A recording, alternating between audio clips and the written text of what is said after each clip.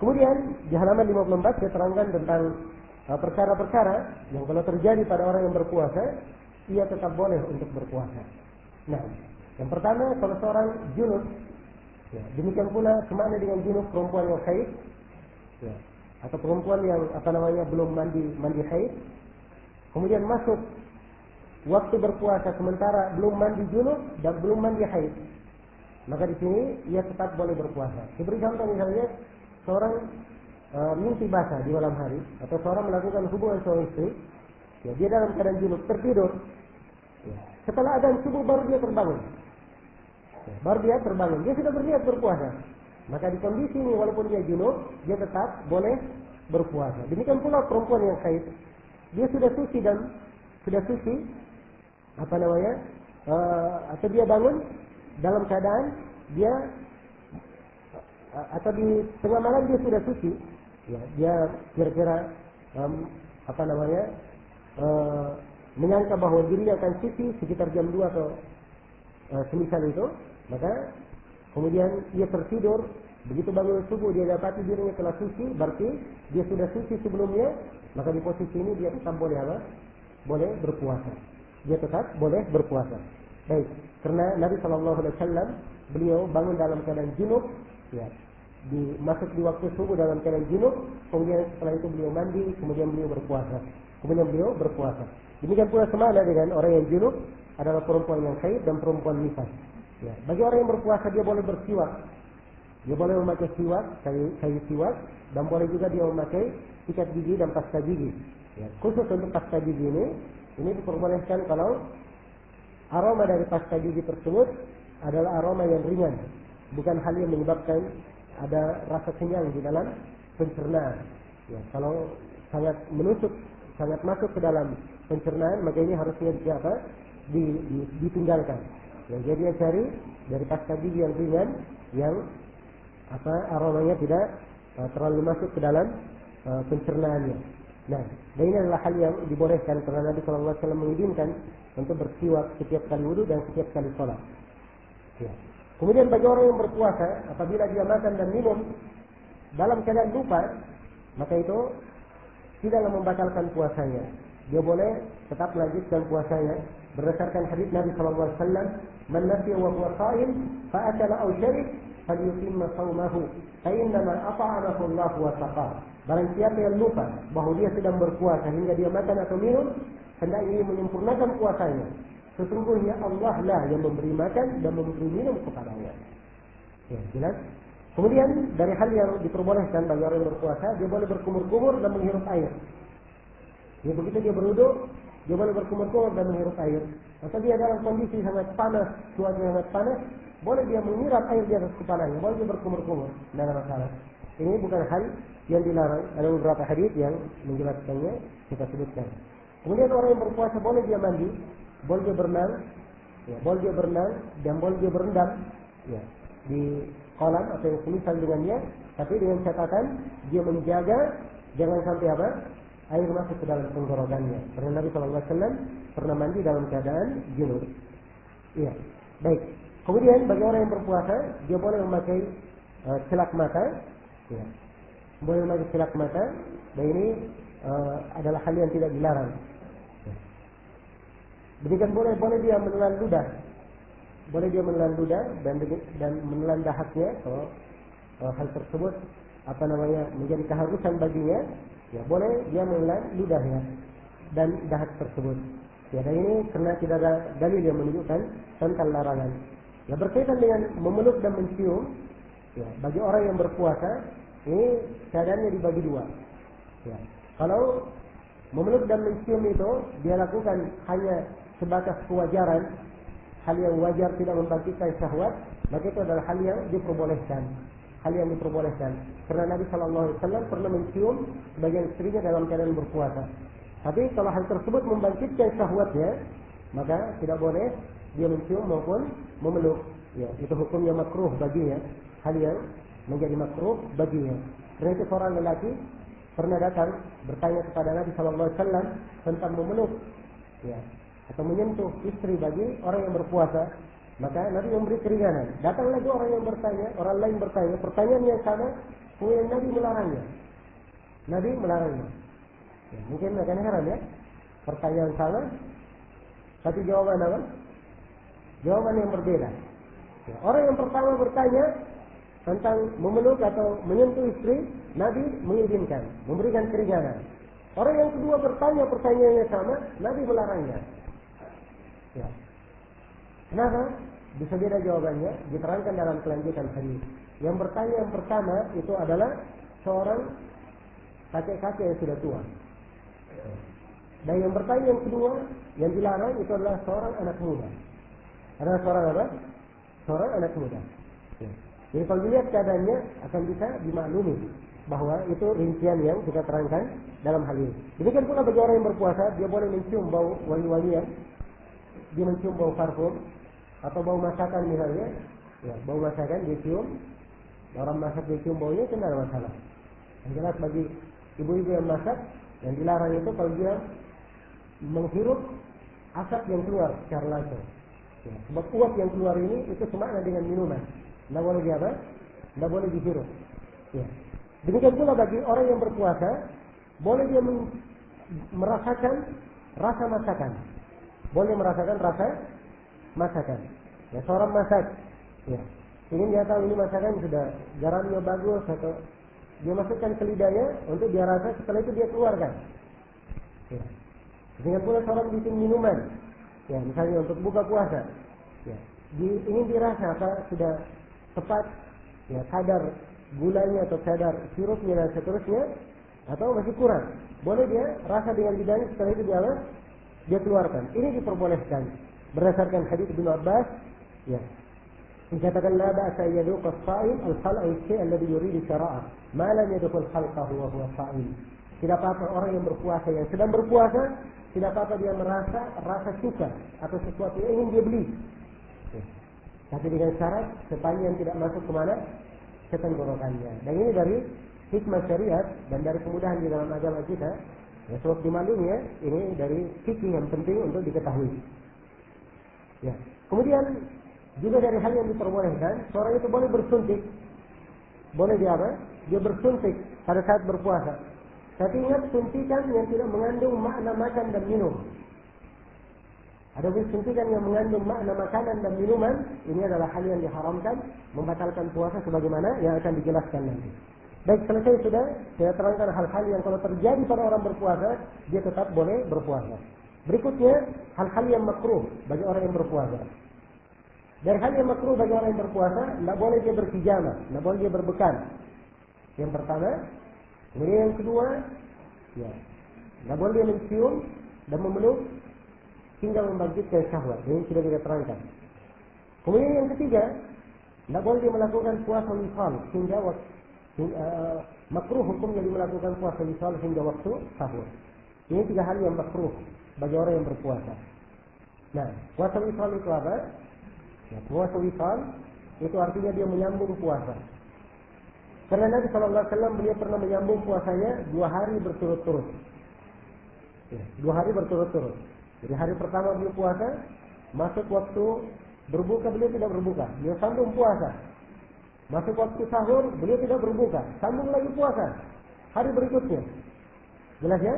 Ini berpuasa 2 hari berturut-turut, disebut puasa wisal. Nabi pernah melakukannya. Nabi melakukannya, diizinkan bagi beliau melakukannya. Ya. Tapi untuk para sahabatnya, mereka pernah mengikuti Nabi, kemudian Nabi melarang mereka mengikuti hal tersebut. Nabi melarangnya. Mereka kata para ulama, puasa wisal, kalau seorang melakukannya menyambung 2 hari berturut-turut, itu hukumnya haram, tidak diperbolehkan. Sebab ini hanya dibolehkan untuk Nabi saja. Selain Nabi tidak diperbolehkan. Adapun kalau dia menyambung puasa sampai waktu sahur, maka ini hukumnya makruh kalau sampai waktu sahur. Jelas ya, kita terangkan semua dalil-dalilnya di pembahasan buku. Kemudian di halaman 67 saya terangkan pembatal puasa. Ya, saya sebutkan bahwa pembatal puasa yang pertama makan dan minum dengan sengaja. Ini saya kira dimaklumi, makan dan minum dengan sengaja. Ya, demikian pula saya terangkan segala perkara yang semakna dengan makan dan minum. Ya, seperti bersuntik dengan sesuatu yang mengandung makna makanan dan minuman. Seperti suntikan vitamin misalnya atau infus atau yang semisal dengannya. Ini semuanya mengandung makna makan dan minum itu membatalkan puasa. Nah, kemudian semakna dengannya juga, semakna dengan minum, ya, makan dan minum adalah orang yang menelan darah mimisan. Kalau keluar dari hidungnya dia telan, itu membatalkan puasanya. Seperti ini hal yang dari luar. Beda tadi dengan ludah dan apa? Dahak. Sebab dia dari dalam apa? Dari dalam dirinya sendiri. Atau kalau misalnya ada giginya yang berdarah, dia telan tanpa dia ketahui, ya, maka itu tidak ada masalah. Jelas ya? Adapun kalau darah ini dari luar dia masuk, ini hendaknya dia keluarkan, tidak boleh dia telan. Dan itu membatalkan puasanya kalau dia menelannya dalam keadaan ia menyadarinya. Kemudian dari hal yang membatalkan puasa kalau dia muntah dengan sengaja. Siapa yang muntah dengan sengaja, maka itu membatalkan puasanya. Rasulullah bersabda, "Man istaqa'a wa huwa sha'im fa 'alaihi al-qada', wa man jara'a fil qaid fa laysa 'alaihi al-qada'." Barang siapa yang sengaja muntah padahal dia dalam keadaan berpuasa, dia wajib membayar qada. Dan barang siapa yang tidak puasa menahan muntah dengan tidak sengaja, tidak ada qada terhadapnya. Ini rincian bagi orang yang muntah. Kalau dia muntah tidak sengaja, tidak puasa dia menahannya, maka ini tidak membatalkan puasanya. Dia lanjutkan. Tapi kalau dia sengaja muntah, maka ini membatalkan puasanya. Kemudian di antara hal yang membatalkan puasa adalah haid dan nifas. Keluarnya haid dan nifas. Ya, Aisyah radhiyallahu taala anha berkata, "Kana yusibuna dzalik, fa nu'maru bi qada'i shaum wa la nu'maru bi qada'i shalah." Sungguhnya haid itu pernah menimpa kami, dan kami diperintah untuk mengqada puasa dan kami tidak diperintah mengqada salat. Ucapan Aisyah, kami diperintah mengqada puasa, ini menunjukkan bahwa puasa tidak sah bagi orang yang apa? Orang yang haid dan nifas. Orang yang haid dan nifas.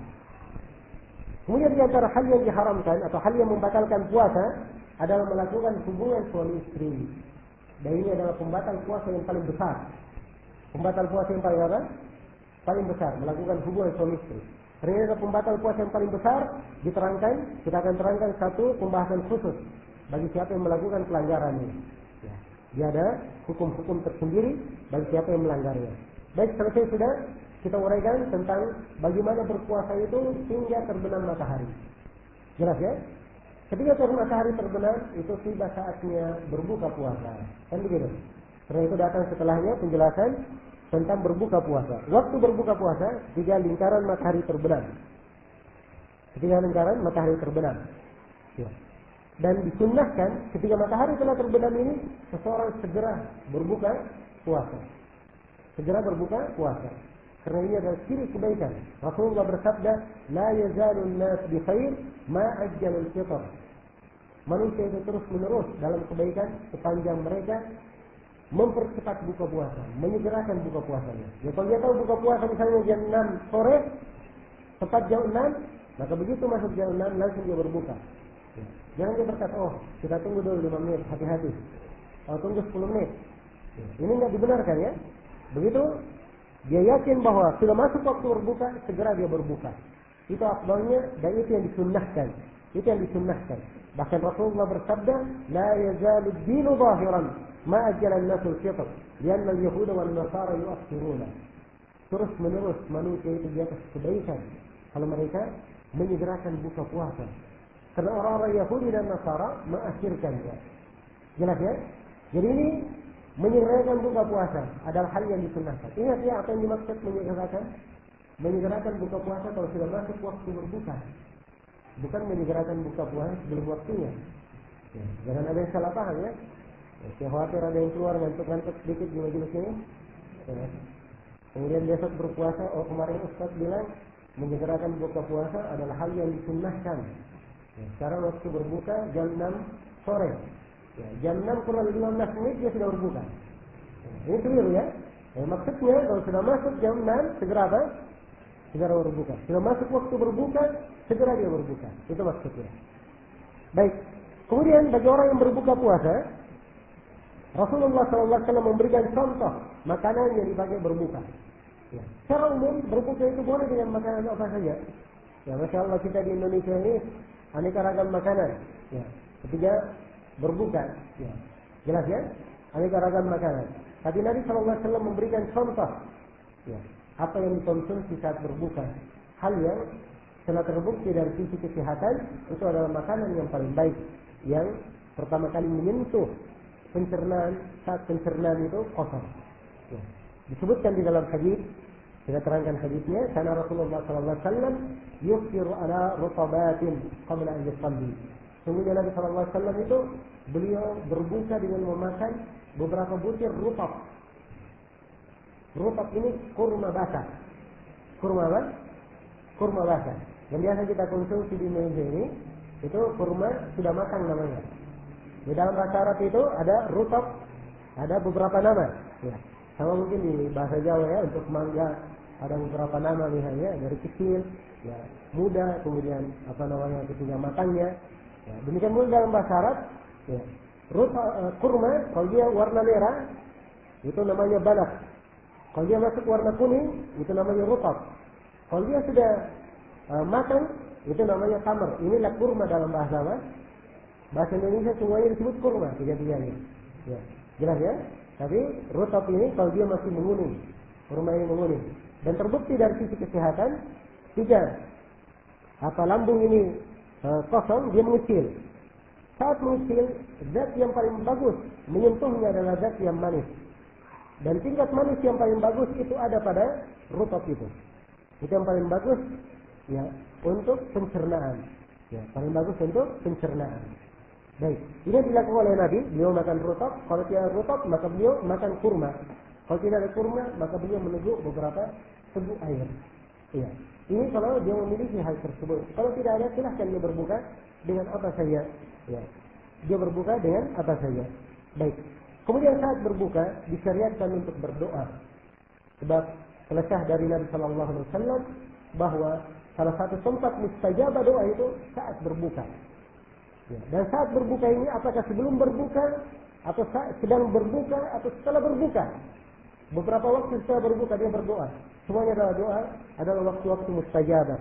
Karena itulah dari keindahan bagi seorang hamba, kegembiraan, dia menunggu buka puasa sambil dia berdoa. Begitu masuk buka puasa, dia melantunkan doa. Setelah dia berbuka, dia tetap membaca doa. Doa-doanya ini sangat diharapkan dikabulkan oleh Allah Subhanahu wa Ta'ala. Sebab itu adalah waktu mustajabah. Kegembiraan demi kegembiraan diperoleh oleh seorang hamba saat berbuka. Kemudian memberi makan buka puasa ini suatu ibadah yang juga merupakan sangat agung, ya, dan hal yang sangat dianjurkan. Sebab Rasulullah Sallallahu Alaihi Wasallam bersabda, "Man fattara sha'iman, kana lahu mithlu ajrihi, illa annahu la yanqusu min ajri as-sha'imi shay'." Barang siapa yang memberi makanan buka puasa kepada orang yang berpuasa, dia akan mendapatkan pahala seperti pahala orang yang berpuasa tersebut, tanpa mengurangi pahala orang yang berpuasa sedikit pun. Masya Allah. Ya. Ini dari kebiasaan yang apa? Di tengah masyarakat kita gemar dilakukan. Tapi bukan artinya seorang melakukan buka puasa harus dia bikin acara, pasang tenda dan seterusnya. Ya. Nggak harus. Dia memanggil 1, 2 orang, 3 orang tetangganya berbuka bersama-sama di rumahnya. Ya 5 orang, dia berharap dia dapat pahala apa? 5 orang ini bersama dia. Jelas ya? Kalau dia ingin buat ya acara jamuan buka puasa lebih banyak lagi, tentunya pahalanya akan lebih banyak lagi. Sebab Nabi kalau menjelaskan siapa yang beri buka puasa untuk orang yang berpuasa, dia dapat pahala seperti pahala orang yang berpuasa itu, tanpa mengurangi pahala si orang yang berpuasa itu sama sekali. Nah, baik. Kemudian selesai sudah ya pembahasan berbuka puasa. Dan dengan ini selesai hukum-hukum seputar berpuasa. Ya, bagaimana berpuasa itu dari awal sampai akhirnya. Tapi dalam melaksanakan puasa itu tentunya ada orang-orang yang mendapat keringanan untuk tidak berpuasa. Karena itu saya terangkan di sini tentang orang-orang yang mendapat keringanan tidak berpuasa agar supaya melengkapi pembahasan. Dan secara umum orang yang diberi keringanan tidak berpuasa itu ada beberapa golongan. Yang pertama adalah musafir, orang yang melakukan perjalanan. Yang kedua adalah orang yang sakit. Yang ketiga dan keempat adalah perempuan haid dan perempuan nifas.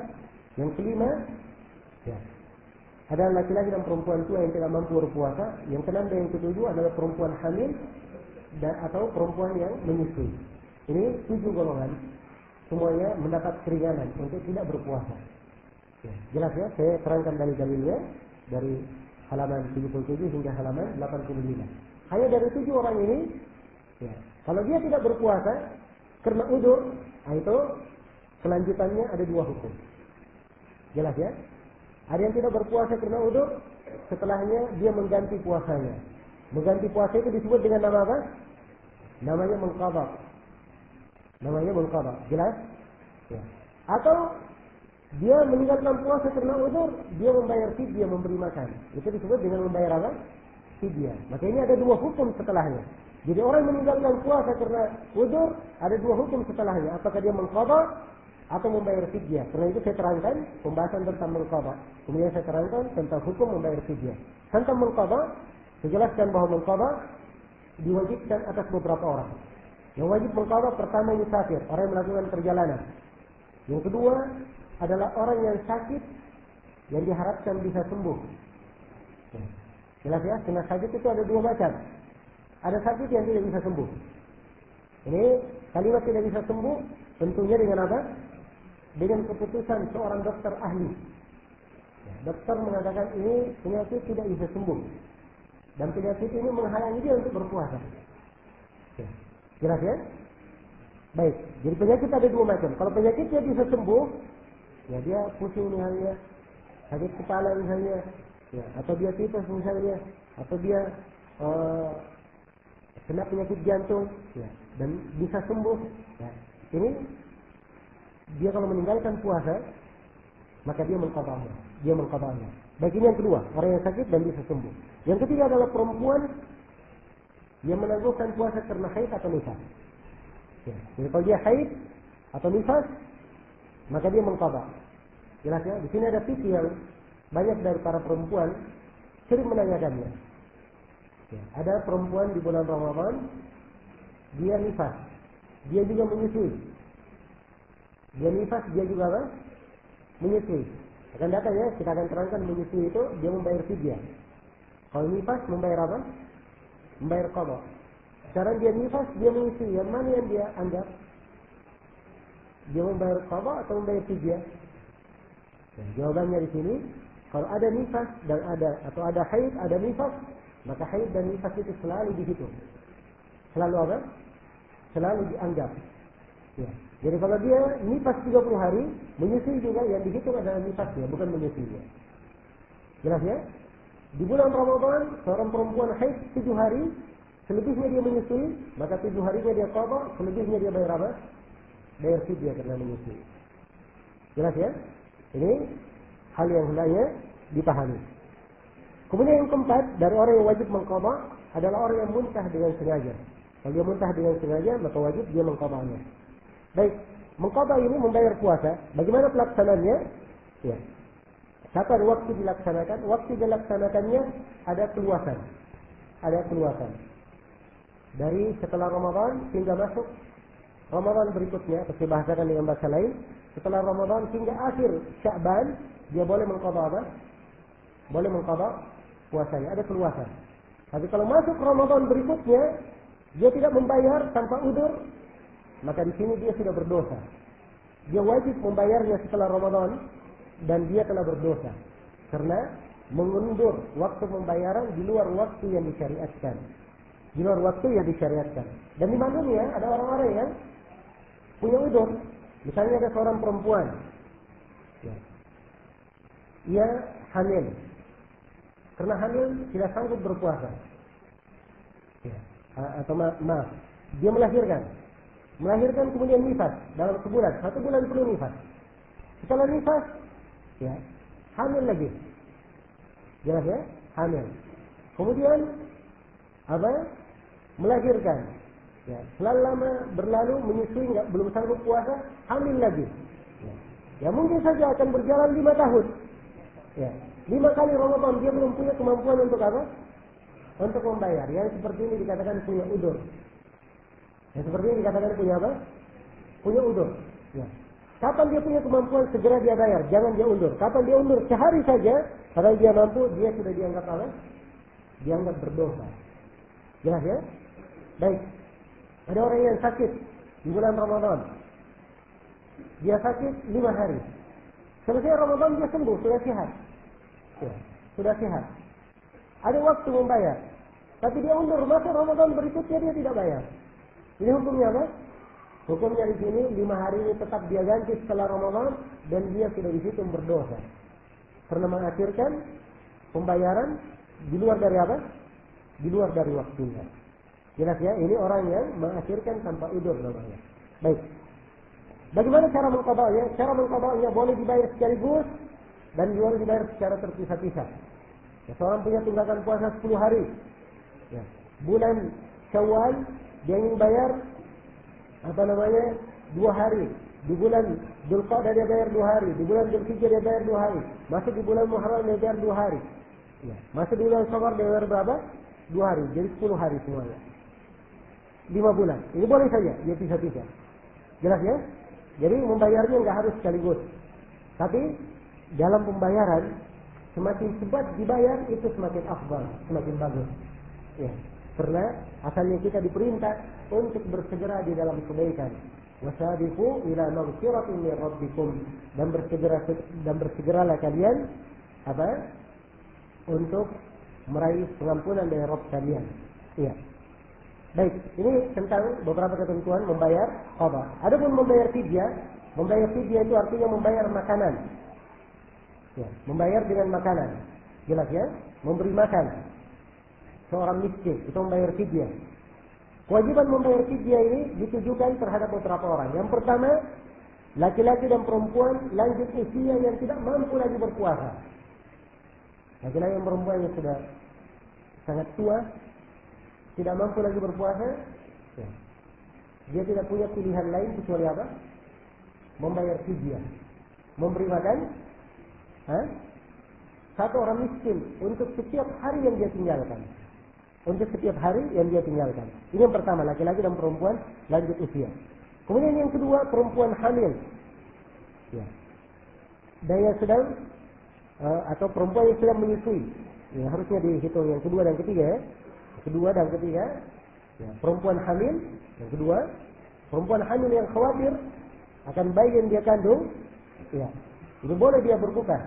Kalau dia berbuka dia membayar fidyah. Demikian pula perempuan yang menyusui, khawatir anak yang disusui kalau dia berpuasa, khawatir akan memberikan pengaruh kepada anak yang dia susui, ya, maka dia boleh untuk berbuka. Dan kalau dia berbuka dia membayar fidyah. Saya terangkan dalil-dalilnya di sini. Kemudian yang keempat, dari mereka yang membayar fidyah adalah orang yang sakit terus-menerus, yang kesembuhannya tidak diharapkan lagi. Itu tadi yang saya katakan ya, orang yang sudah ditentukan oleh dokter ahli bahwa ini penyakit tidak bisa sembuh. Ya, tidak bisa sembuh dan penyakit itu menghalangi dia untuk berbuka, menghalangi dia untuk berpuasa. Maka dalam kondisi ini, ya, dia membayar fidyah. Jadi ini 4 orang semuanya membayar fidyah. Yang pertama, saya ulangi. Yang pertama tadi apa? Yang membayar fidyah laki-laki dan perempuan lanjut usia tidak mampu lagi berpuasa. Yang kedua, perempuan hamil yang khawatir akan janin yang dia kandung. Kemudian yang ketiga, perempuan menyusui yang mengkhawatirkan apa? Bayi yang dia susui. Kemudian yang keempat, orang yang sakit terus-menerus, yang mana kesembuhannya tidak diharapkan lagi. Baik. Kemudian, bagaimana cara membayar fidyah? Ya. Cara membayar fidyah itu adalah dengan memberi makan, ya, kepada orang miskin sejumlah hari yang dia tinggalkan. Jumlah hari yang dia tinggalkan. Orang tua misalnya, tidak mampu lagi berpuasa. Tentunya dia tidak berpuasa berapa hari? Kalau bulannya 29 hari, dia bayar 29. Kalau bulannya 30, dia bayar berapa? 30 hari. Demikian. Baik. Jadi kalau dia tidak berpuasa 30, dia beri makan 30 orang miskin. Tidak, dia 30 orang miskin. Ya, bukan satu orang miskin diberi makan berapa? 30. Ya, ini keliru ya, termasuk kekeliruan di dalam membayar fidyah. Dia lihat misalnya dia cuma dapat 5 orang miskin, 10 orang, ya, 10 ini dikasih setiap orang jatah 3. Menjadi berapa? 30. Ini nggak benar. Tapi dia harus memberi berapa? Ya, 30 orang miskin. 30 hari untuk 30 orang miskin. Jelasan di sini. Kemudian di antara kesalahan juga dalam membayar fidyah, ya, ada seorang perempuan Dia sudah tahu bahwa dirinya di bulan Ramadan itu tidak mungkin puasa, sebab sedang hamil 7 bulan. Jelas ya? Karena dia tidak bisa berpuasa. Maka dia sudah tahu tidak akan berpuasa selama berapa? 30 hari. Di awal bulan dia sudah bayar fidyahnya 30 hari. Ini benar atau tidak? Jawabannya ini keliru. Kenapa? Sebab fidyah itu dibayar kalau tidak ada sebabnya. Apa sebabnya dia bayar fidyah? Sebabnya karena dia meninggalkan puasa. Ini dia belum tinggalkan puasa. Ya. Maka belum boleh membayar apa? Fidyah. Ya, kalau dia sudah tinggalkan puasa, sudah tidak puasa 30 hari, boleh dia bayar berapa? 30. Ya, kalau dari awal dia baru meninggalkan 5 hari, dia bayar 5 hari dahulu. Nah, boleh dia bayar berapa? 30. Jelas ya? Dia bayar 5 hari saja. Ya. Dia tinggalkan lagi 5 hari, dia bayar lagi 5 hari tersebut. Demikian seterusnya. Baik. Kemudian yang dimaksud dengan fidyah disebutkan dalam ayat, yaitu memberi makan. Memberi makan. Ingat ya, memberi makan bukan memberi uang untuk makan. Ya. Beda ya antara memberi makan dan memberi apa? Uang untuk makan. Sebab orang yang diberi duit, mungkin saja dia pakai makan, mungkin dia tidak pakai apa? Makan. Sedangkan di dalam ayat diperintah untuk memberi makan. Diperintah untuk memberi makan. Karena itu diperhatikan ya, mana-mana syariat dalam masalah memberi makan ini. Ini juga nanti akan datang pembahasannya di pembahasan zakat fitri. Ya, pembahasan zakat, kenapa tidak boleh zakat fitri dikeluarkan dengan uang? Karena memang syariat diperintah untuk dikeluarkan dengan apa? Dengan makanan pokok. Ya. Dan ini mempunyai banyak hikmah dalam syariat. Makanan pokok dikeluarkan itu kelihatan, dipikul oleh kaum muslimin, diserahkan. Kelihatan sekali syiar Islam, beda dengan duit. Tidak kelihatan. Jelas ya? Ya, tidak kelihatan. Ya, dan kemarin di tetangga masjid sana, apa di tempat saya, ya, ada sebagian orang diberi fidyah pakai apa? Pakai duit. Ya, belum lagi masuk, belum lagi hari raya Idul Fitri, duitnya sudah habis. Ya, duitnya sudah habis. Dipakai untuk hal yang salah lagi. Ya. Akhirnya setelah saya terangkan bahwa sebenarnya zakat fitri tidak boleh diuangkan, maka orang tersebut berkata, dan menceritakan kisah tersebut, saya katakan itu adalah salah satu dari hikmah syariat. Kenapa? Tidak boleh diuangkan. Maka khusus untuk membayar fidyah ini di dalam syariat kita disebut dengan cara apa? Memberi makan. Dengan cara memberi makan. Ingat ya, membayar duit ada, duit di masa Nabi ada. Tapi kalau Nabi memerintah dengan memberi makanan, menunjukkan itu yang disyariatkan. Itu yang disyariatkan. Baik. Kemudian bentuk dan jenis makanan, ya, fidyah ini tidak diterangkan dalam konteks ayat. Ya. Maka ini sifatnya kembali kepada kebiasaan saja. Kalau kapan dia menyuguhkan sebuah makanan, yang makanan ini sudah dianggap apa? Hal yang layak dan sudah dianggap memberi makanan, maka itu sudah cukup. Itu sudah cukup. Ya, jelas ya, kadarnya juga kembali kepada kebiasaan. Dan tentunya kapan seorang mengeluarkan yang paling afdal, maka itu yang paling afdal baginya. Itu yang paling afdal baginya. Walaupun ukuran resminya dalam mengeluarkan fidyah, ukuran di dalam syariat itu diambil kepada pertengahan. Ya, kalau misalnya dia biasa makan beras 3, ada beras 10.000 per liter, ada beras 15.000 per liter, ada beras 20.000 per liter, maka dia keluarkan fidyah beras 15.000 agar supaya diambil yang apa? Yang pertengahan dari apa yang biasa dia makan. Jelas ya, dia masak dari yang beras 15 liter, 15.000 per liternya. Demikian. Selesai sudah pembahasan tentang membayar fidyah, dan terakhir di sini yang saya uraikan ya adalah pembayaran kafarah. Hukum membayar kafarah ini khusus bagi siapa tadi yang saya katakan? Bagi orang yang melakukan pelanggaran di bulan Ramadan dengan melakukan hubungan suami istri saat berpuasa. Ya. Ini dia wajib membayar kafarah. Baik, kafarah itu secara umum artinya adalah denda. Denda yang dikenakan terhadap seorang. Seorang dikenakan denda kenapa? Saya sebutkan 3 syarat. Syarat yang pertama, dia dikenakan denda karena dia melakukan hubungan suami istri.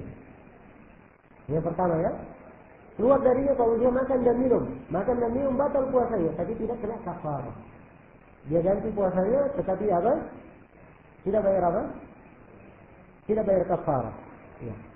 Yang kedua, kalau dia melakukan hubungan suami istri di siang hari Ramadan, Ini dua ya, siang hari dan di bulan Ramadan. Jadi kalau terjadi di luar Ramadan, bayar denda atau tidak? Ada yang mengganti puasa misalnya di luar Ramadan. Kemudian terjadi hubungan suami istri, bayar denda atau tidak? Jawabannya tidak, karena ini luar Ramadan. Bulan Ramadan itu diagungkan. Jelas ya? Kemudian di sini di siang harinya. Kalau terjadi hubungan di malam hari, bayar denda atau tidak? Tidak. Yang diperintah membayar denda kalau terjadi di siang hari. Kemudian yang ketiga, ya, syarat yang ketiga, ya, seorang yang membayar kafarah itu disyaratkan dia melakukan hubungan suami istri dalam keadaan berpuasa. Dalam keadaan apa? Berpuasa. Adapun kalau dia tidak dalam keadaan berpuasa, seperti misalnya seorang suami melakukan perjalanan, ya, kemudian dia berbuka di tengah jalan. Dia tiba di rumahnya dalam keadaan tidak berpuasa, dan dia kebetulan mendapati istrinya juga dalam keadaan baru mandi haid, tidak berpuasa. Ya, kalau terjadi hubungan suami istri, walaupun di siang hari Ramadan, maka di sini tidak kena kafarah, sebab dua-duanya apa? Dua-duanya dalam keadaan tidak berpuasa. Baik, ini ketentuan siapa yang membayar kafarah. Ya. Baik, kalau terjadi hubungan suami istri, siapa yang membayar kafarah? Apakah suami saja atau suami dan istri? Ya, kalau suami jelas ya, bayar kafarah. Tapi si istri, apakah dia bayar kafarah juga? Ya. Yang lebih kuat di kalangan para ulama, kalau si istri taat pada suami dalam hal tersebut, maka dia juga membayar apa? Membayar kafarah. Kalau si istri dipaksa, dia tidak punya kemampuan untuk menolak, ya, maka itu orang yang dikatakan diberi udzur, dia tidak membayar kafarah. Ketentuan membayar kafarah ya apa? Ya, perhatikan ketentuannya. Ketentuan membayar kafarah dengan memilih salah satu dari 3 jenis kafarah secara berurut sesuai dengan kemampuan. Jadi ada 3 jenis kafarah. 3 jenis ini harus dipilih secara berurut. Ada nomornya, nomor 1, 2, 3. Ya. Dia harus pilih nomor 1 dulu. Tidak mampu nomor 1, baru lihat nomor 2. Tidak mampu nomor 2, baru pindah nomor 3. Jelas ya? Tidak boleh dia langsung ke nomor 3. Padahal dia ada kemampuan di nomor apa? Nomor 2. Ya. Kafarahnya yang pertama, dia membebaskan seorang budak. Ini kafarah yang pertama. Dia membebaskan seorang budak. Ya, dan ini mungkin untuk masa ini sulit untuk apa? Diketemukan. Ya, sebab yang dikatakan budak dalam istilah tawanan perang, yang budak itu hampir dikatakan tidak ada lagi.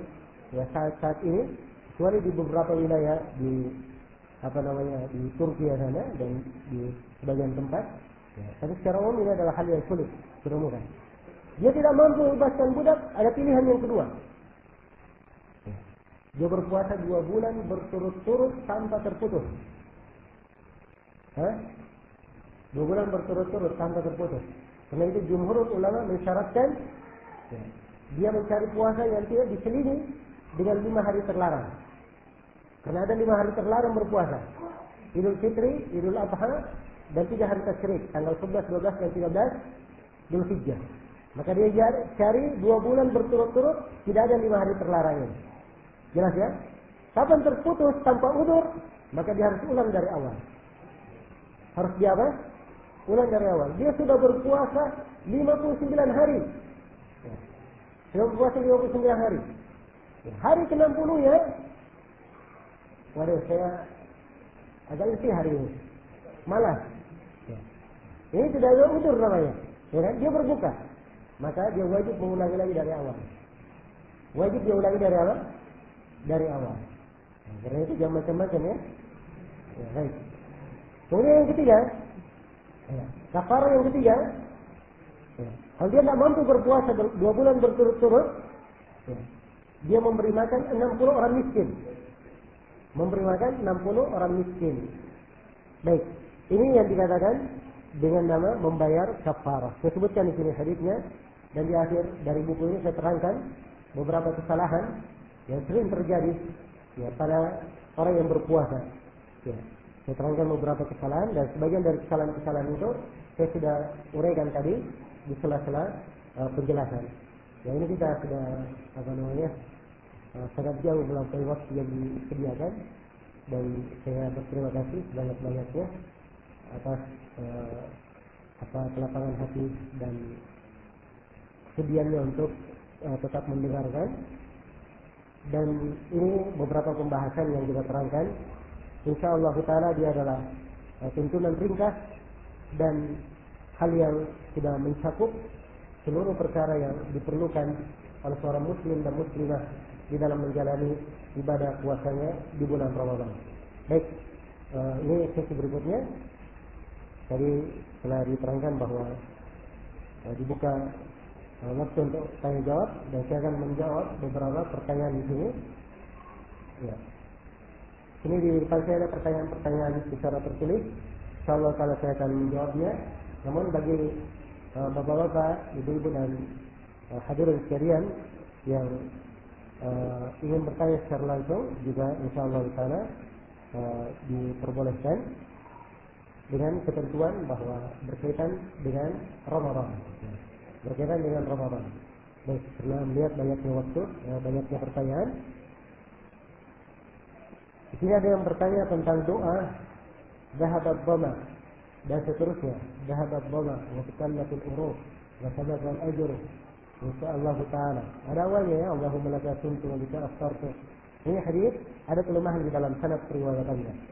Ya, tentang doa yang dibaca pada saat berbuka puasa, itu doanya tidak terbatas pada doa ini. Banyak doa yang lain. Silahkan seorang memilih doa yang mensesuaikan keadaannya. Ya. Orang yang ingin diberikan kelapangan rezeki, dia minta kelapangan rezeki. Orang yang ingin diberikan kesolehan pada keturunannya, dia minta kesolehan untuk keturunannya. Orang yang ingin diberikan kelenjangan di dalam rumah tangganya, dia minta hal tersebut kepada Allah. Sesuai dengan hajat dan keperluannya masing-masing. Ya.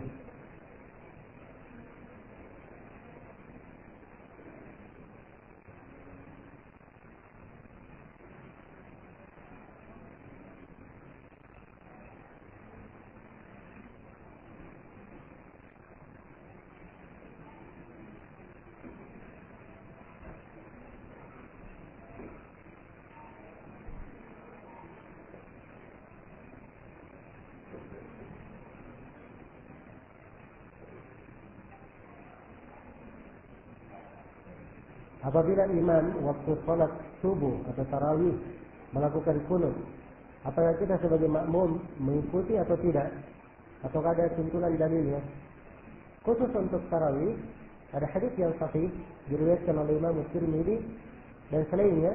Nabi sallallahu alaihi wasallam mengajarkan kepada cucunya Al Hasan bin Ali radhiyallahu anhuma ya untuk membaca doa di kunut witirnya.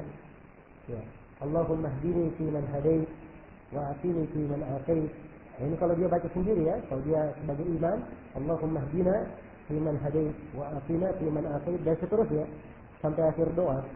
Ya, ini adalah hal yang disunnahkan kalau dia di kunut witir. Kalau dia di kunut witir.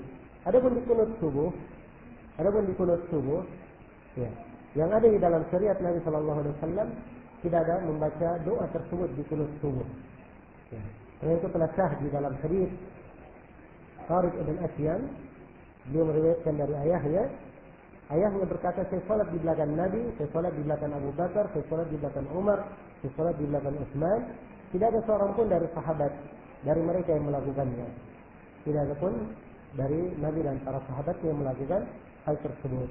Jelas ya. Adapun hadis yang mengatakan karena Nabi sallallahu alaihi wasallam yaqnutu subuh hatta qarat dunia, adalah Nabi sallallahu alaihi wasallam beliau melakukan kunut subuh hingga beliau meninggal dunia. Ini adalah hadis yang lemah. Dilemahkan oleh Imam An-Nawawi dalam Al-Majmu' dan dilemahkan pula oleh para ulama yang lainnya. Baik.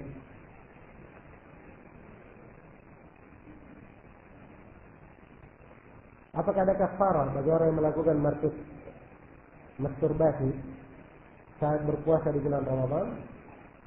Ya. Tentang orang yang melakukan perbuatan yang disebutkan di sini di bulan Ramadan, ini menurut jumhur ulama, bahkan sebagian menukil kesepakatan, walaupun ada yang menyelisih sebenarnya, mereka mengatakan bahwa puasanya batal. Tapi apakah dia membayar kafarah? Jawabannya tidak membayar kafarah, karena kafarah itu adalah hukum yang dikenakan kalau melakukan apa? Hubungan suami istri. Sedangkan orang ini tidak melakukan hubungan suami istri. Ya, cukuplah dia dikatakan berdosa besar membatalkan puasanya, tapi dia tidak dikatakan membayar kafarah. Baik, silakan.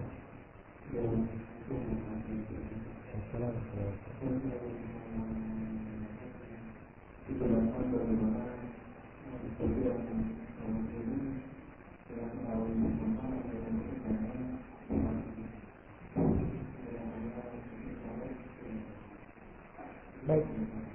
Ya, barakallahu fiik. Ya, terima kasih atas pertanyaannya. Ditanyakan tentang hukum orang yang bekerja berat. Ya, sehingga karena pekerjaan yang sangat berat, dia tidak bisa berpuasa. Ya. Pertama di sini yang perlu kita tanamkan di dalam jiwa tentang kewajiban puasa Ramadan. Ya. Dan puasa Ramadan hal yang wajib, tidak boleh ditinggalkan kecuali karena udzur yang disyariatkan. Saya tadi sebutkan 7 orang yang mendapat udzur. Dan saya tidak terangkan ada orang yang dikatakan udzur karena kerja berat. Jelas ya? Karena itu kerja berat itu bukan ukuran. Karena orang yang kerja berat mungkin saja dia bisa mencari pekerjaan yang lain. Mungkin walaupun berat dia bisa berpuasa. Ya. Mungkin kalau berat mungkin dia berpuasa. Bisa berpuasa walaupun berat. Nah, baik. Karena itu tidak ada udzur secara asal dalam hal ini. Kecuali kalau dalam pembahasan darurat, ya, orang yang sifatnya darurat tidak ada jalan lain lagi untuk dia, kerjanya memang harus dia lakukan. Dia terikat dengan pekerjaan. Ya. Kemudian dengan pekerjaan tersebut tidak ada sama sekali memberikan peluang untuknya kekuatan berpuasa. Maka yang seperti ini orang yang dikatakan darurat. Orang yang kondisi darurat lain lagi perkaranya. Hal-hal yang darurat itu seseorang diperbolehkan kalau memang kondisinya darurat. Jelas ya? Tapi yang menjadi masalah di sini banyak orang yang menggampangkan keadaannya. Sebenarnya belum darurat dia katakan apa? Ya, dia katakan darurat. Itu menjadi titik permasalahan. Maka semoga Allah Subhanahu wa taala memudahkan kita semua ya, dengan amalan-amalan yang salih, dengan kegiatan yang baik yang mendukung kita di bulan Ramadan. Ya Allah taala. Baik.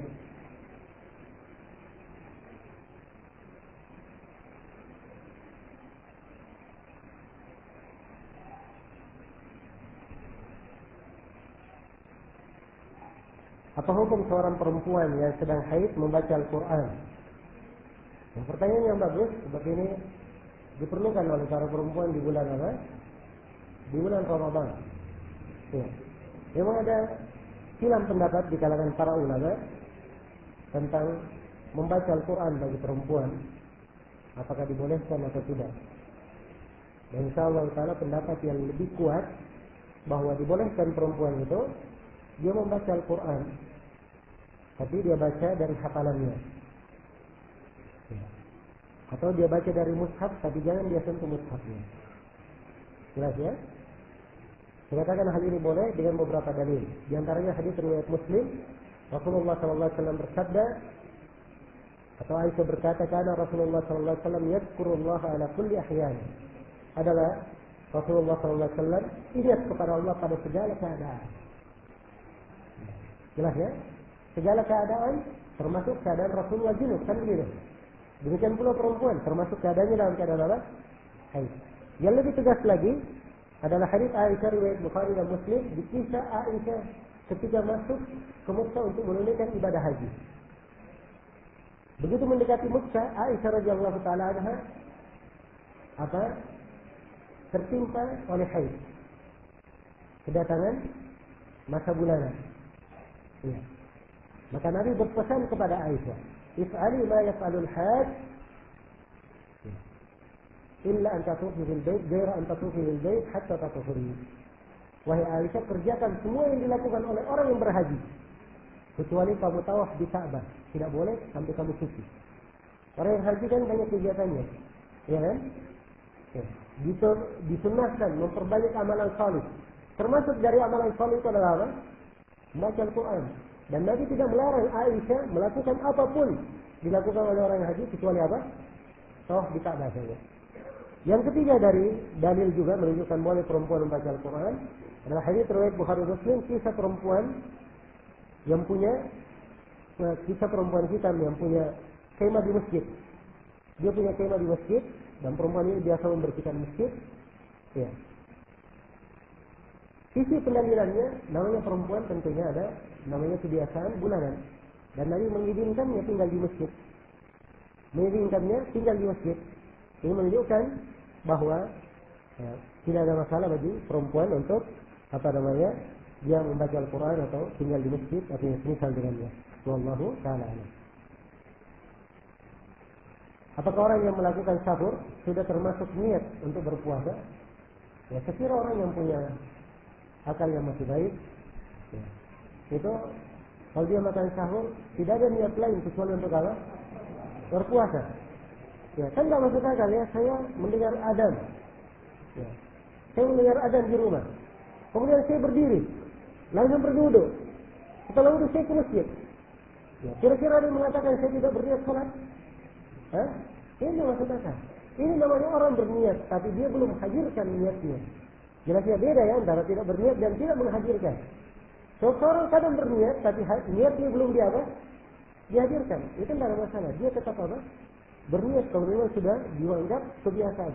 Sama orang yang bangun di malam hari. Dia bangun, cepat pergi makan sahur. Ya, tergambar ke bahwa orang yang tidak ingin berpuasa, tidak ada niat berpuasa. Ini tidak tergambar. Jelas ya? Karena itu kami mengatakan bahwa niat letaknya di dalam hati. Ya. Dan tentunya ada faktor pengaruh dari kebiasaan seseorang, dari gerakan seseorang, apa yang dia lakukan, hal yang menggambarkan niatnya. Ya. Jadi tidak harus orang itu menghadirkan niat, dikatakan dia berniat, dia diam sejenak dulu. Ya. Dihadirkan niatnya, baru dia berniat, tidak.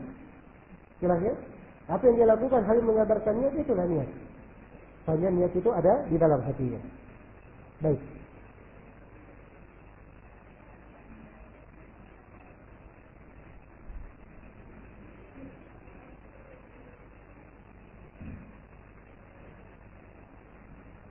Apakah boleh mengqadha atau mengganti puasa yang ditinggalkan karena sakit ketika sehari atau 2 hari sebelum Ramadan? Kalau mengqadha puasa tidak apa-apa, bahkan wajib dia ganti. Bukan lagi boleh. Kalau dia punya tunggakan wajib dia ganti, walaupun sehari atau 2 hari sebelum Ramadan. Seperti ini dia mengqadha puasa.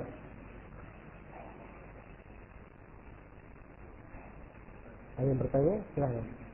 Kalau yang bertanya, silakan.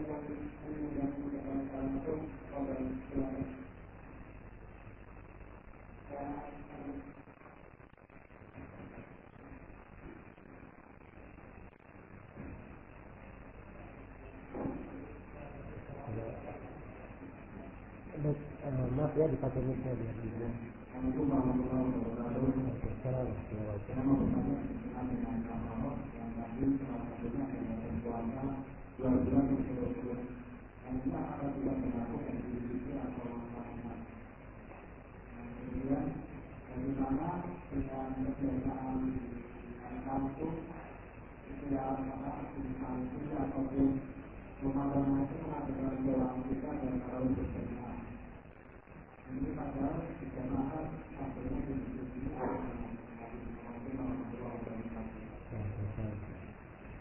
Pertanyaan yang bagus. Untuk pertanyaan yang kedua, ada pertanyaan yang pertama sudah dijelaskan di materi tadi ya, bahwa perempuan atau istri dia juga membayar kafarah apabila dia rela terlibat dengan perbuatan tersebut. Dan ada pertanyaan yang kedua tentang kebiasaan di tengah masyarakat kita, dan ini memang sebuah fakta yang kita lihat di tengah masyarakat kita, kebiasaan mengadakan buka puasa bersama, kalau itu sholat berjamaah bersama di rumah, bersama dengan sholat apa? Sholat tarawih. Ini termasuk kekeliruan, menggabungkan antara hal yang sesuai dengan sunnah dengan hal yang tidak sesuai dengan sunnah. Ya, untuk sholat 5 waktu bagi laki-laki itu tempatnya di masjid. Tempatnya di mana? Di masjid. Karena itu Nabi Sallallahu Alaihi Wasallam ditanya oleh Ibnu Ummi Maktum. Dan Ibnu Ummi Maktum seorang yang buta. Dia datang kepada Nabi, ya Rasulullah, saya adalah seorang yang buta. Rumahku di pelosok Medina. Antara saya dan rumahku ada hutan. Saya khawatir binatang buas Tidak ada orang yang menuntun saya ke masjid. Sudah berapa udurnya? Perhatikan ya, udur. Sudah berapa udurnya? Ya. Kemudian Nabi bertanya kepada Ibnu Maktum, asalnya akan tidak kamu dengar adzan? Kata Ibnu Maktum, iya. Kata Nabi, fa'ajib. Kalau begitu datangi adzan itu. Tidak diberi udur oleh Rasulullah SAW. Jelas ya? Menunjukkan bahwa lagi-lagi penunaian sholatnya, kalau dia tidak punya udur, di mana tempatnya? Di masjid. Ini yang pertama. Kemudian yang kedua, tentang sholat tarawih, memang dia adalah hal yang disunnahkan di bulan Ramadan. Hal yang disunnahkan, dianjurkan. Banyak keutamaannya. Ya, bagi orang yang sholat tarawih. Nah, kalau dia sholat sampai selesai bersama imamnya. Nabi SAW bersabda, Innar rajul, ya, apa? Innar rajul, atau idza shalla ar-rajulu ma'a imamihi hatta yansarif, husiba lahu qiyamu lailah. Sungguhnya seorang lelaki kalau dia sholat bersama imamnya sampai selesai, maka dia di situ seperti sholat satu malam suntuk. Ya, satu malam penuh. Ini keutamanya kalau dia sholat sama imam sampai selesai. Tapi sholat tarawih ini itu tidak pernah dicontohkan oleh Nabi dan para sahabat selain di mana? Selain di masjid. Karena itu para sahabat tidak ada yang melakukan di rumahnya sendiri-sendiri. Jadi kumpul. Ya, Umar bin Khattab memasang Ubay bin Ka'ab dan sebagian sahabat mengimami di mana? Di masjid diimami. Dan Nabi mengimami di 3 hari di akhir Ramadan dia imami di mana? Di masjid. Ya, karena itulah afdalnya salat tarawih itu dilakukan di mana? Di masjid secara berjamaah. Ini yang sesuai dengan sunnah dan tuntunan. Ya, Allah Ta'ala alam. Baik. Ya, kalau ada yang ingin bertanya silahkan ya di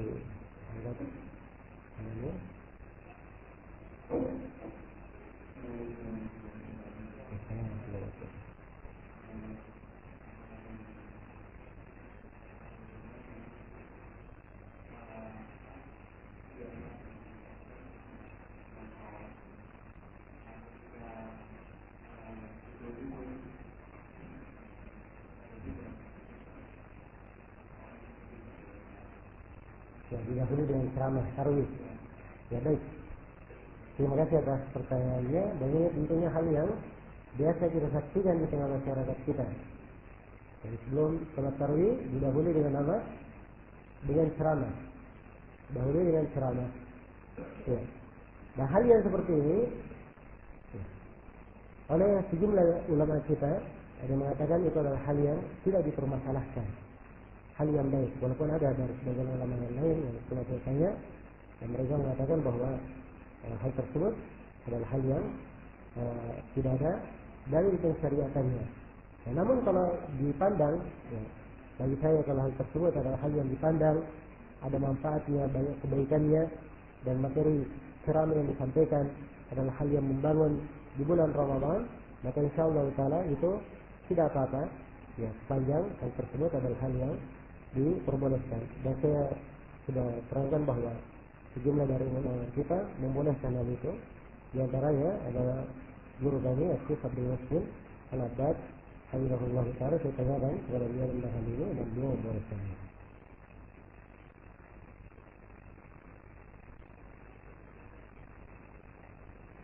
Kalau orang punya hutang puasa di Ramadan yang lalu tapi diqada sebelum Ramadan secara ini, salah atau tidak? Ya, jawabannya kalau dia qada sekarang, 2 tahun lalu dia tinggalkan, sekarang dia qada, ya alhamdulillah. Dia sudah angkat apa? Dia sudah angkat kewajibannya. Tapi apa yang telah lalu, kalau dia akhirkan qada tanpa udzur, harusnya dia bertobat kepada Allah Subhanahu wa taala atas perbuatan yang melantarkan mengqada sehingga dia qada di luar dari waktunya. Nah, kalau dia punya udzur, ya Allah menerima udzur seorang hamba.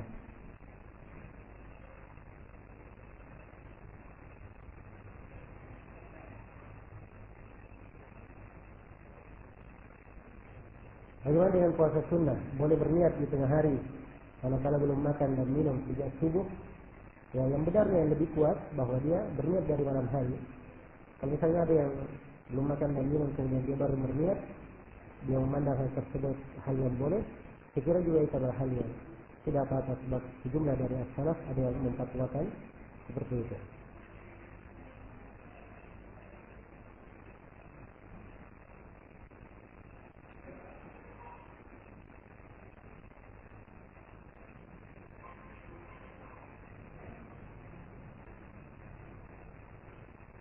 Jika ada qada puasa, apakah ada qada salat fardu bagi orang yang bertobat karena witirnya? Witir pun diqada. Yang witir diqada itu ketentuan dalam masalah witir. Baik khusus untuk salat wajib, ada ketentuan khusus dari Nabi tidak bisa diqada. Ada ketentuan dari Nabi tidak bisa diqada. Ada hadis yang sahih dari orang yang meninggalkan salat wajibnya karena sengaja tidak bisa diqada. Kenapa? Ini menunjukkan besarnya dosa. Orang meninggalkan salat wajib tanpa sengaja. Ya. Karena besarnya dosanya tidak bisa diganti. Jelas ya? Yang bisa dia lakukan adalah dia memperbanyak ibadah sunnah untuk menutupi kekurangan. Itu yang bisa dia lakukan. Karena itu perkara salat ini, perkara salat wajib ini adalah perkara yang sangat besar, sangat agung bagi seorang muslim. Ya. Dan muslimah tidak pantas untuk dia telantarkan dan dia lalaikan.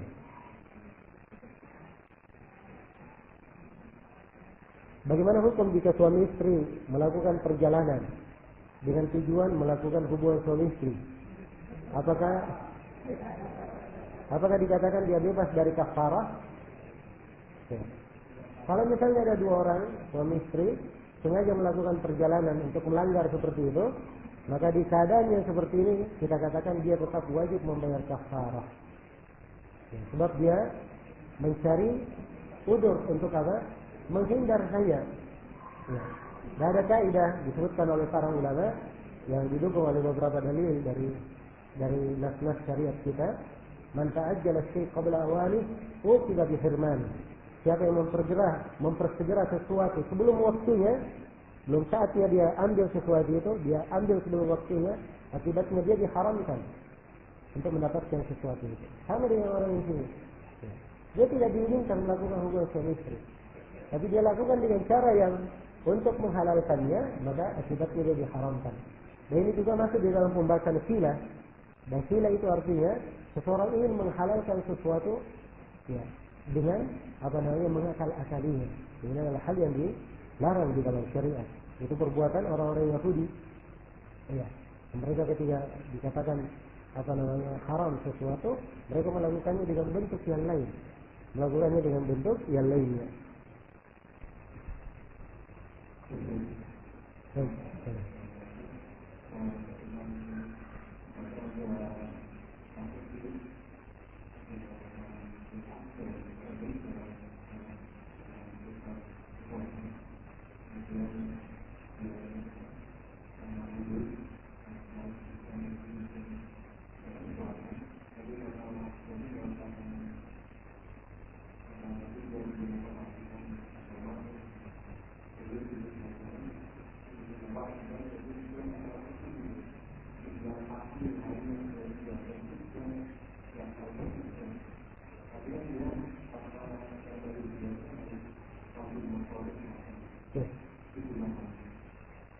Baik, kalau seorang tidak mengetahui berapa banyak tingkatan puasa yang dia tinggalkan, puasa yang pernah dia tinggalkan, maka dia bisa mengira-ngira perkiraan yang sampai ke taraf dugaan besar atau taraf meyakinkan. Ya, dalam sebulan kan ada 30 hari. Ya kan? Kalau dia ragu, ya paling maksimal kan dia lakukan 30 hari seluruhnya kan pasti dia sudah banyak. Kan begitu. Ya. Jadi kalau dia ragu akan sesuatu, dia hitung saja hal yang pastinya. Dia ragu antara 5 dan 10. Ya. Dia lakukan 10, maka akan hilang seluruh keraguan. Kan begitu? Demikian. Baik, jadi bisa dikira-kira dan dia situ dia boleh beramal dengan dugaan besarnya. Boleh beramal dengan dugaan besarnya.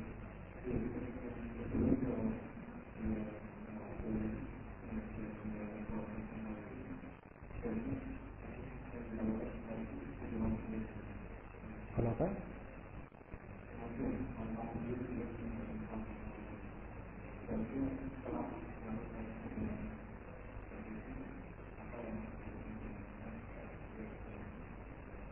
Tentang masalah orang yang meninggalkan puasa tanpa udur, apakah sama dengan sholat?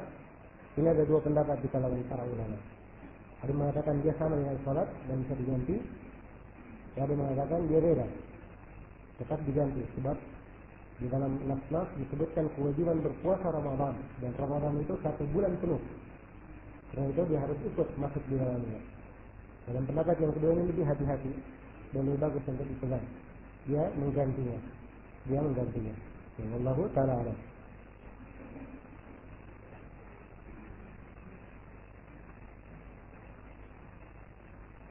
Apa yang dimaksud dengan memberi buka pada orang yang berbuka? Apakah hanya makanan untuk membatalkan puasa, atau termasuk di dalamnya makanan besar, nasi jika orang berpuasa? Ya. Sekiranya dimaklumi ya, kalau dia memberi sekadar makanan untuk melepas buka puasa itu juga bagus. Tapi kalau dia memberikan makanan yang lengkap untuk makan, itu lebih sempurna. Sebab orang yang berbuka, dia ketika berbuka tidak hanya berbuka dengan apa? Dengan 1 korma, 2 korma, air minum saja. Ada hal yang lain dia makan ketika berbuka. Kan ini dia. Ya. Maka apabila dia melengkapi itu tentunya lebih afdal dan lebih utama.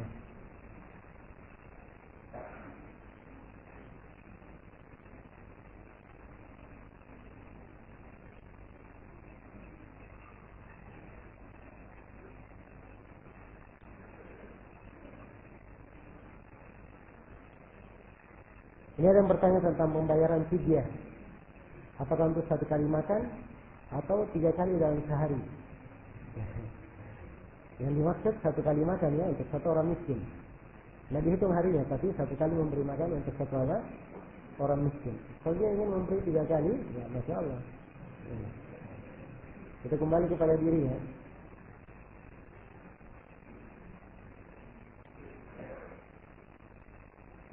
Apakah dalam bentuk bahan baku mentah sudah matang? Sudah kita terangkan tadi ya, bahwa dia dalam bentuk makanan yang dia konsumsi.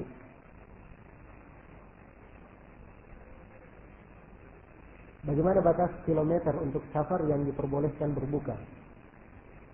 Ya tidak ada batasan khusus berapa kilo dalam hal ini. Tentang jarak safar itu kembali kepada kebiasaan di sebuah tempat, di sebuah masyarakat. Ya. Orang Semarang, kalau dari Semarang dia ke Jogja, dia dianggap safar atau belum? Ya, orang-orang mengatakan itu safar, itulah safar. Ya. Jogja Semarang berapa jam? Ya. Nah, kalau Jogja Solo misalnya, Jogja Solo ini sudah safar ya orang Semarang ya, 3 jam. Nah, Jakarta, dari ujung Jakarta ke ujung yang lainnya kadang 4 jam, mereka nggak anggap safar. Iya kan? Ya. Tidak mereka anggap safar. Kalau macet dan sebagainya. Kenapa? Sebab mereka anggap di dalam kota. Karena itu yang menjadi ukuran adalah apa? Kebiasaan di sebuah tempat. Itu ukuran yang menjadi pokok ya pembahasan. Ini pembahasan yang panjang sebenarnya, ini pembahasan fikih. Namun itu insya Allah taala kesimpulan yang terbaiknya.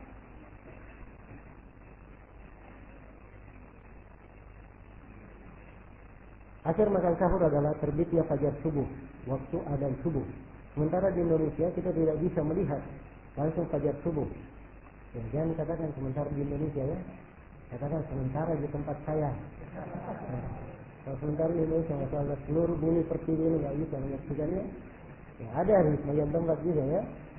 Namun di sebagian tempat ya, kita hanya mendengarkan adzan subuh. Kalau dia mendengar dari radio, dari orang yang mengumandangkannya dan itu terpercaya tentang waktunya, itu tidak ada masalah. Ya, berkaitan di sini tentang masalah waktu-waktu sholat yang dipakai dan waktu-waktu berbuka. Ya, dimaklumi ya di bulan Ramadan itu, ya, ini adalah hal yang lebih didetailkan penentuan waktunya daripada di waktu-waktu yang lainnya. Ya. Dan kami sendiri pengalaman di setiap tahun untuk matahari terbenam, ya, kami sesuaikan dengan waktu yang dibagikan, itu bisa dikatakan selalu sama. Selalu beda, hanya beda 1 menit atau misalnya. Jadi menunjukkan bahwa waktu itu adalah akurat dan data yang bagus untuk dipakai. Demikian pula waktu ketika subuh Ini juga saya tanyakan kepada sebagian orang yang mengeluarkannya dan yang bekerja di bidang itu, dan mereka katakan bahwa waktu-waktu sholat itu mereka tidak keluarkan kecuali setelah diuji coba selama setahun. Ya. Jadi kalau misalnya yang mengeluarkannya adalah pihak yang terpercaya, maka tidak ada masalah seorang memegang, dibangun di atas dasar itu. Karena Allah Subhanahu wa taala berfirman dalam Al-Qur'an, "Ya ayyuhalladzina amanu in ja'akum fasiqun binaba'in fatabayyanu."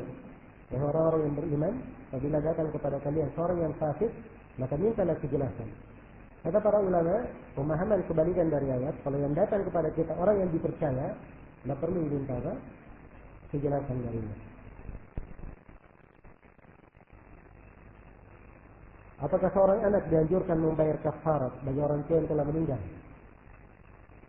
Sebentar, ini orang tuanya kalau punya tunggakan kafarat jima yang kita terangkan tadi, ya, maka apabila dia meninggal, ya, dan ada dari harta warisnya untuk membayar, tidak apa-apa untuk dibayar, sebab dia bentuk dari tunggakan.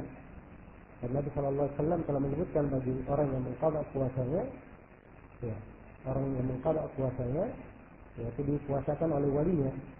Man mata wa alaihi siyam, sama anhu waliyuh. Siapa yang mati dan dia punya tunggakan puasa, maka diganti oleh walinya. Tapi itu makna dengannya, wallahu ta'ala.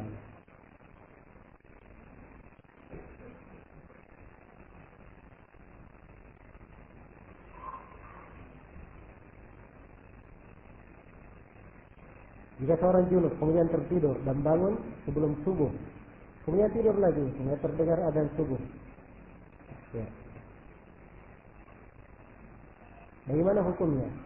Kalau dia sudah berniat sebelumnya, sebelum tidur, dia sudah berniat mau berpuasa, maka tidak ada masalah, puasanya tetap sah. Jelas ya, puasanya tetap sah.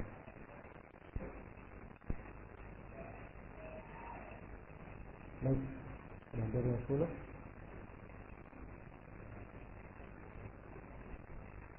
Ya, masih ada 4 pertanyaan. Saya baca 4 pertanyaan atau saya cukupkan?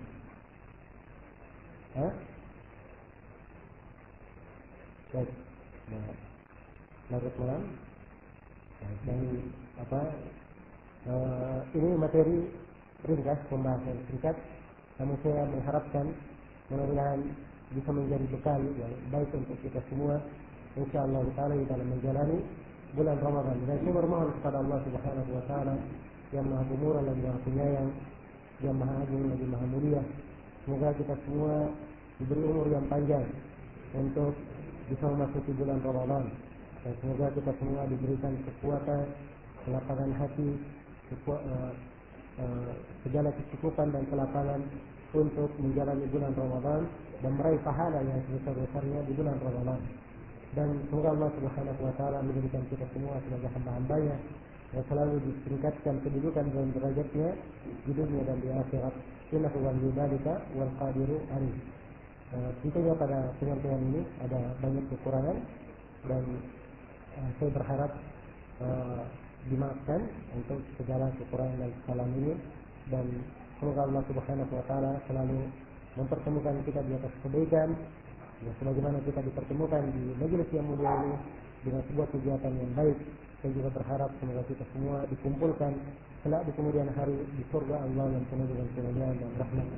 Innahu waliyyu dzalika wal qadiru alaih. Subhanakallahumma wa bihamdik, asyhadu an la ilaha illa anta, astaghfiruka wa atubu ilaik. Walhamdulillahi rabbil alamin. Wassalamu alaikum warahmatullahi wabarakatuh.